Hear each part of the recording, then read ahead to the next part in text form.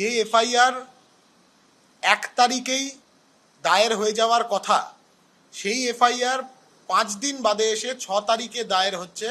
High court নির্দেশ দিল বলে প্রমাণ হচ্ছে যে ক্রিমিনালদের রক্ষা করাটাই এই সরকারের প্রশাসনের কাজ।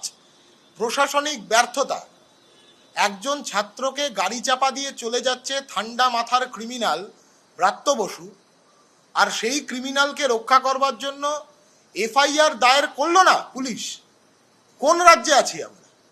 কোন ব্যবস্থার মধ্যে আমাদেরকে থাকতে হচ্ছে?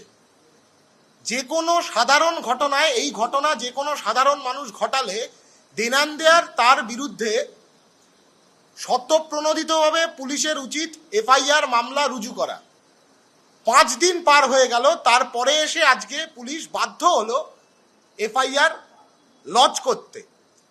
ইমিডিয়েট অ্যারেস্ট করতে হবে।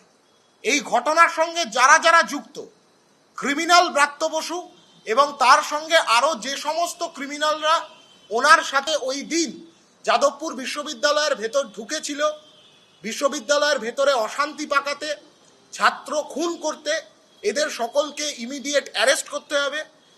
যখনই তৃণমূল দেখছে যে আর কোনোভাবেই সরকারি গুন্ডা নামিয়ে তৃণমূলের বহিরাগত গুন্ডাদেরকে ক্যাম্পাসগুলোর ভেতরে ঢুকিয়ে আরও নানান ক্যাম্পাসে অশান্তি পাকানোর চেষ্টা করে, হামলা করে, হুমকি দিয়ে কোনোভাবেই যখন আর ক্রিমিনালকে রক্ষা করা গেল না, তখন নানা জায়গায় গোটা রাজ্য জুড়ে এসএফআই এর বিক্ষোভ আন্দোলন, ছাত্রছাত্রীদের স্বতঃস্ফূর্ত বিক্ষোভ আন্দোলনের ওপরে আক্রমণ নামাচ্ছে। গতকাল বাঘাযতীনে একই ঘটনা।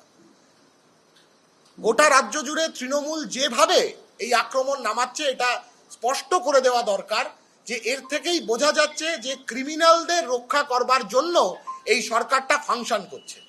ক্রিমিনাল রাজের শেষ দেখে ছাড়বো আমরা, এই কথা আমরা আগেই বলেছি।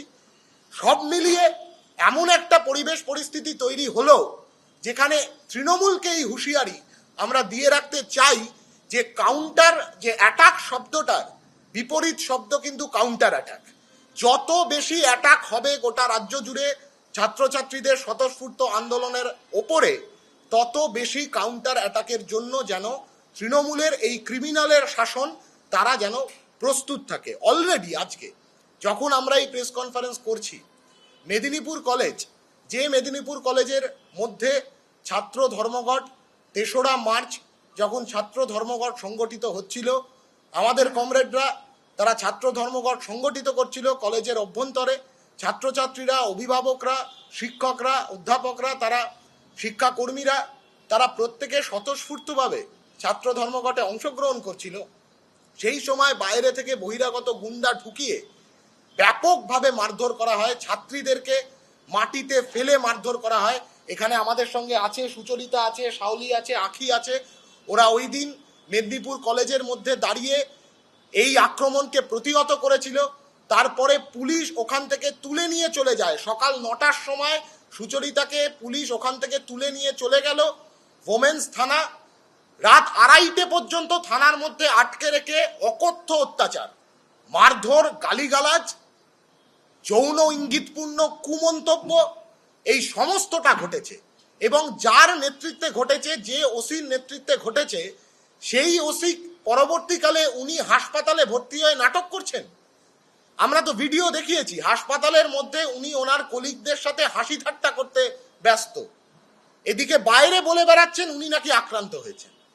অতএব এই গোটাটা একটা পরিকল্পিত চিত্রনাট্য গোটা রাজ্য জুড়ে লেখা হচ্ছে রাজ্যের ক্যাম্পাসগুলোতে ক্রিমিনাল রাজকে প্রতিষ্ঠিত করে রাখবার জন্য। যে ক্রিমিনাল মাইন্ডেড শিক্ষামন্ত্রীর মস্তিষ্ক প্রসূত এই ক্রাইম সিন্ডিকেট রাজ্যের প্রত্যেকটা বিশ্ববিদ্যালয়, কলেজ ক্যাম্পাস, মেডিকেল কলেজ ক্যাম্পাসের মধ্যে জারি করা হয়েছে, সেই ক্রাইম সিন্ডিকেটকে রক্ষা করবার জন্য তৃণমূল তার সমস্ত মেশিনারি নিয়ে এখন রাস্তায় নেমেছে। আমরা বলতে চাই এটা পরিষ্কার যে তৃণমূলের এই মেশিনারির মধ্যে বিজেপিও পড়ে। এবিভিপিকে নামানো হয়েছে এখন এই মেশিনারির অংশ হিসেবে এই ক্রাইম সিন্ডিকেটকে রক্ষা করবার জন্য। সমস্ত রকম চক্রান্ত, সমস্ত রকম হামলা হুমকির বিরুদ্ধে দাঁড়িয়ে এসএফআই লড়াই করছে। আজকে মেদিনীপুর কলেজের সমস্ত ছাত্রছাত্রীরা তারা রাস্তায় নেমেছে। কলেজের ভেতরে এখন বিক্ষোভ চলছে। আওয়াজ উঠছে আমাদের ক্যাম্পাস আমাদের অধিকার। এই মুহূর্তে গোটা রাজ্যের ছাত্র আন্দোলনের এটাই স্লোগান, আমাদের ক্যাম্পাস আমাদের অধিকার, কোনো ক্রিমিনালদের হাতে আমাদের ক্যাম্পাসকে আমরা তুলে দেব না। যাদবপুর বিশ্ববিদ্যালয়ের মধ্যে যে লড়াই সংগঠিত হচ্ছে তারও স্লোগান যেমন আমাদের ক্যাম্পাস আমাদের অধিকার, একই রকম আওয়াজ মেদিনীপুর কলেজ সহ গোটা রাজ্যের সমস্ত বিশ্ববিদ্যালয় সমস্ত কলেজ ক্যাম্পাসে চলছে।